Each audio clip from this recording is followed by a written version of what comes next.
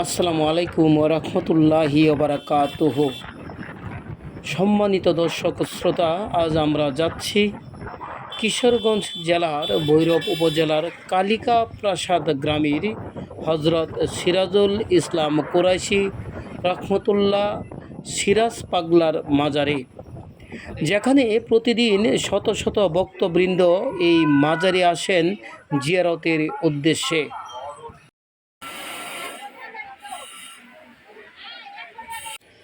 দর্শক, সিরাজ পাগলা উরাফু প্রকাশ পাগলা কালিকা প্রসাদ গ্রামে 1932 সালে 25শে মার্চ বৃহস্পতিবার শেখ পরিবারে জন্মগ্রহণ করেন এবং 1996 সালের 25 মার্চ মঙ্গলবার তিনি মৃত্যুবরণ করেন।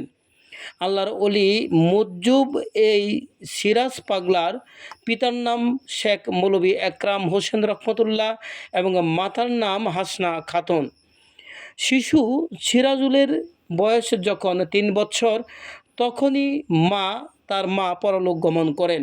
মায়ের মৃত্যুর পর মামা জয়নাল আবেদিন তার রক্ষণাবেক্ষণের দায়িত্ব নেয়। পিতা মৌলভী ইকরাম হোসেনের ইচ্ছা ছিল সিরাজুল ইসলামকে উচ্চ শিক্ষায় শিক্ষিত করবেন, কিন্তু সেই আশা তার পূরণ হলো না। অনেক চেষ্টার পরও বালক সিরাজুল ইসলামকে শিক্ষাবিদ্যায় মনোনিবেশ করা গেল না। পিতা লক্ষ্য করলেন সিরাজুল ইসলাম কেমন যেন স্বাধীন মতো, কখনো একাকী, কখনো নীরব নির্জনতায়, কখনো বা উদাসীন চঞ্চলতায় ডুবে থাকে। বালক সিরাজুল ইসলামের বয়স যখন 9 বছর, তখন তার মামা জয়নাল আবেদিন ছেলেটির উদাসীন ও চঞ্চলতা দেখে তাকে আয়ত্তে আনার কৌশল অবলম্বন করেন। মামা তাকে অতি আদর ভালোবাসা দিয়ে নিজের সাথে ব্যবসা বাণিজ্যে জড়িয়ে নেন, এমনকি তার জন্য একটি ছোট্ট দোকান ঘর তুলে দেন, যাতে সে নিজের দোকান ঘর মনে করে ব্যবসা বাণিজ্যে আকৃষ্ট হতে পারে। যারা সৃষ্টির মূলে আল্লাহর অলিরূপে জগতে আবির্ভাব হয়, তাদের ভেদ রহস্য সাধারণ লোকেরা বুঝতে অক্ষম।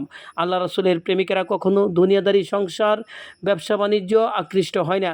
সব কিছু পরিত্যাগ করে কেউ বনে জঙ্গলে অজানা নিরুদ্দেশ্যে চলে যায়, যেখানে তাকে খুঁজে পাওয়ার মতো কেউ থাকে না। সর্বদা আল্লাহ রাসূলের প্রেমে নিমগ্ন থাকে তারা। বালক সিরাজুল ইসলামের অন্তঃকরণে আল্লাহ রাসূলের প্রেমাগুণে সদা দাউ দাউ করছে। তিনি আল্লাহ তাআলার অনুগ্রহের প্রতীক্ষায় রইলেন। আল্লাহ পাকের দয়া হওয়া মাত্রই এই ভবসংসারের সকল মায়া মমতা পরিত্যাগ করে আল্লাহ রাসূলের অনুসন্ধানে বের হয়ে যাবে। জীবনকে বড় কঠিন সাধনার মাধ্যমে বিসর্জন দিয়ে আপন প্রভুকে খুঁজে নেবেন তিনি। এই বিরহ বেদনার সদা বেকুল সিরাজ পাগলা। হঠাৎ করে তিনি একদিন সকলের অজান্তে কোথায় যেন নিরুদ্দেশ হয়ে যান। তাকে আর খুঁজে পাওয়া গেল না। তার পিতাজান বুঝতে পারলেন তার ছেলে সিরাজুল ইসলাম মহান আল্লাহ রাসূলের প্রেমে বেরিয়ে পড়েছে। তাকে আর খুঁজে পাওয়া যাবে না। পিতাজান তার জন্য আল্লাহ তাআলার দরবারে প্রাণ খুলে দোয়া করেন, সবাইকে সান্ত্বনা বাণী দেন, তার ভবিষ্যৎ উজ্জ্বল কামনা করেন।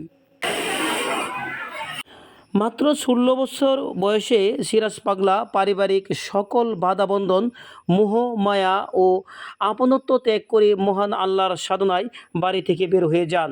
সিরাজ পাগলা আল্লাহ তাআলার মহা অনুগ্রহে সব কিছু ত্যাগ করে আল্লাহ রাসূলের নৈকট্য দিদার অর্জনে নিজেকে কঠোর সাধনায় বিলিয়ে দেন। অনবরত অনিদ্রা উপবাস ধারণ করতে থাকেন তিনি। একমাত্র একাগ্রহ মনে আল্লাহ রাসূলের ধ্যানে নির্মগ্ন থাকেন।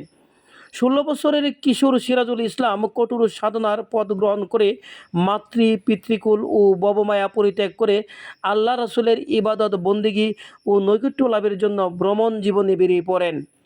সিরাজ পাগলা ভ্রমণে দেশের বিভিন্ন স্থানে আল্লাহর অলিদের মাজার শরীফে কঠোর ইবাদত ও সাধনায় নিজেকে অতিবাহিত করে অলিয়া উলিয়াদের রুহানি ফায়েজ বরকত হাসিল করেন। সিরাজ পাগলা প্রায় 30 বছর পর্যন্ত বহিরঙ্গ জীবন সফর শেষে 1973 সালে কালিকা প্রাসাদ নিজ গ্রামে এসে পবিত্র দরবার শরীফ প্রতিষ্ঠিত করে স্থায়ীভাবে অবস্থান নেন এবং এই দরবার শরীফেই এখানেই তার জীবনের বাকি জীবন অতিবাহিত করেন এবং এখানে থেকে তিনি মানব সেবায় নিজেকে নিয়োজিত করেন। বক্তবৃন্দদের মুখে শোনা যায় যে সিরাজ পাগলা কিশোরগঞ্জ জেলার কুলিয়ারচর উপজেলার ফরিদপুরের হুজুর হজরত মাওলানা আবু আলী আক্তার উদ্দিন শাহ কলন্দর গাউস পাক রহমতুল্লাহ এর কলন্দরিয়া তরিকায় রুহানি মুরিদান। তিনি হুজুর কেবলাজানের বিশেষ অন্তরঙ্গ অনুসারীও ছিলেন।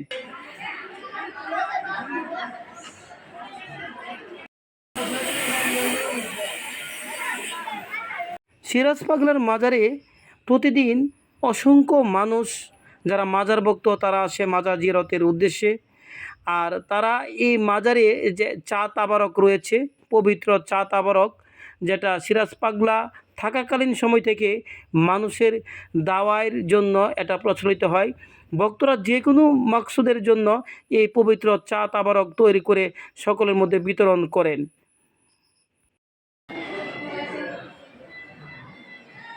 দর্শক, আমরা এখন যে গড়টিতে আছি, অর্থাৎ যে গড়টি আপনাদেরকে দেখাচ্ছি, এটা হচ্ছে হুজরা শরীফ। এই হুজরা শরীফের গড়টি আপনার সড়ক সংলগ্ন প্রতিষ্ঠিত।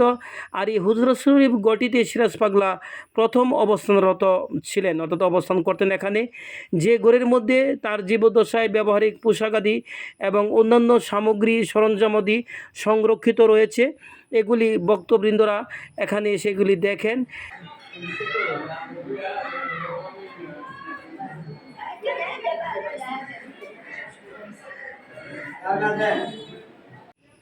আপনারা এখন যে টিউবওয়েলটি দেখছেন এই টিউবওয়েলটির নাম হচ্ছে আপনার রহমতি পানির কল।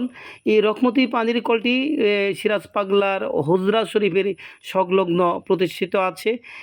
এটা সিরাজ পাগলার নির্দেশিত দাওয়াই পানি মুবারক।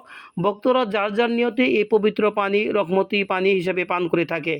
তাদের বিশ্বাস এই পানি, অর্থাৎ এই রহমতি পানির কল থেকে পানি পান করলে তাদের যে কোনো রোগ বা যে কোনো নিয়তি পান করে সেই নিয়ত হাসিল হয়। তো যাই হোক দর্শক, বেলাব অনলাইন টিভি আপনারা জানেন এই বিভিন্ন এলাকার যে সব মাজার রয়েছে এসব মাজার নিয়ে আমরা কন্টেন্ট তৈরি করি। তো তারই ধারাবাহিকতায় আজকে এই সিরাজ পাগলার মাজার নিয়ে আমরা এই কন্টেন্টটি আপনাদের উদ্দেশ্যে তৈরি করেছি। আবারও দেখা হবে বেলাব অনলাইন টিভির সাথে নতুন কোনো স্থানে নতুন কোনো বিষয়ে। ততক্ষণ আপনারা ভালো থাকুন, সুস্থ থাকুন এবং বেলাব অনলাইন টিভির সাথে থাকুন। আল্লাহ হাফেজ।